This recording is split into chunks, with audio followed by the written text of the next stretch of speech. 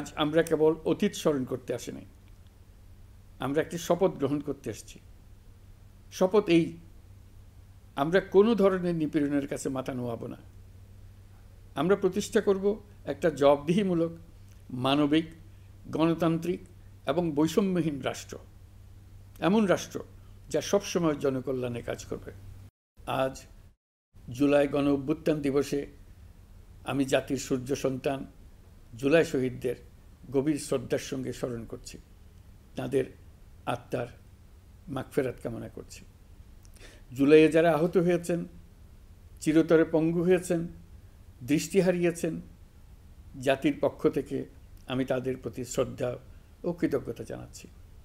সরকারি চাকরিতে বৈষম্যমূলক কোটা পদ্ধতি, যেটা মূলত ছিল দুর্নীতি ও স্বজনপ্রীতির আরেকটা হাতিয়ার, এর বিরুদ্ধে তরুণ সমাজ দীর্ঘদিন ধরে প্রতিবাদ বিক্ষোভ করলেও ফেসিবাদী শাসকের টনক নড়েনি।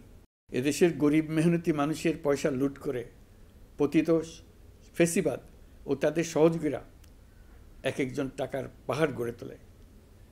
সীমাহীন দুর্নীতির কবলে পড়ে অর্থনীতি ভেঙে পড়ে। এই দেড় যুগে প্রতিটি ন্যায্য দাবি, প্রতিবাদ, বিক্ষোভ চলাকালে পুলিশের পাশাপাশি দলীয় সন্ত্রাসীরা অস্ত্র হাতে আন্দোলনকারীদের পিটিয়েছে। গত 16 বছরে যারাই সরকারের সমালোচনা করেছে, নাগরিকদের অধিকারের পক্ষে কথা বলেছে, তাদেরকে গ্রেফতার অথবা গুম করা হয়েছে। তবু দেশের মানুষের বুকে গুলি চালিয়ে শেষ পর্যন্ত ক্ষমতা আঁকড়ে ধরে রাখতে চেয়েছিল ফেসিবাদী সরকার।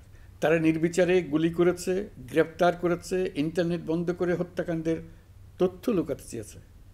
রাতের অন্ধকারে এলাকায় এলাকায় অভিযান চালিয়ে ছাত্রদের আটক করেছে।